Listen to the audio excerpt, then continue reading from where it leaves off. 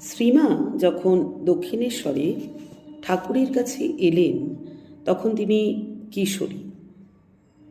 চারিদিকে শুনছেন শ্যামা সুন্দরীর খ্যাপা জামাই, কালীর পূজারী, সর্বদা মা মা করে, আর তার আচার আচরণ উন্মাদের মতো প্রায়।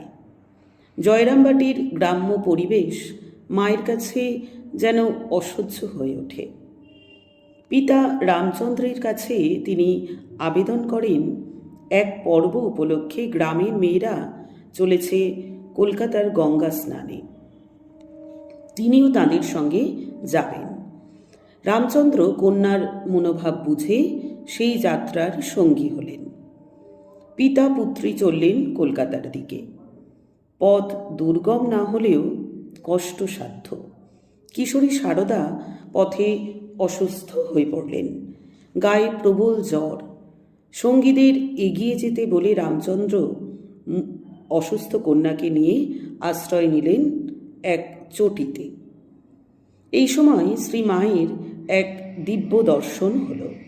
শ্রীমা পরবর্তীকালে বর্ণনা করে বলেছেন, জ্বরে যখন একেবারে বেহুঁশ, লজ্জা সরম রহিত হইয়া পড়িয়া আছি, তখন দেখিলাম পার্শ্বে একজন রমণী আসিয়া বসিল।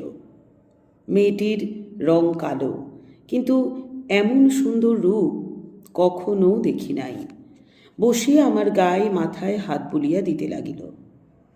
এমন নরম ঠান্ডা হাত গায়ের জ্বালা জুড়াইয়া যাইতে লাগিল। জিজ্ঞাসা করিলাম, তুমি কোথা থেকে আসছ গা? রমণী বলিল, আমি দক্ষিণেশ্বর থেকে আসছি। শুনিয়া অবাক হইয়া বলিলাম, দক্ষিণেশ্বর থেকে?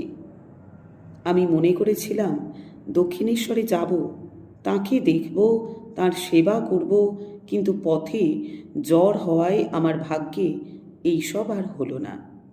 রমণী বলিল, সে কি, তুমি দক্ষিণেশ্বরে যাবে বই কি, ভালো হয়ে সেখানে যাবে, তাকে দেখবে, তোমার জন্যই তাকে সেখানে আটকে রেখেছি। আমি বলিলাম, বটে, তুমি আমাদের কে হও গা?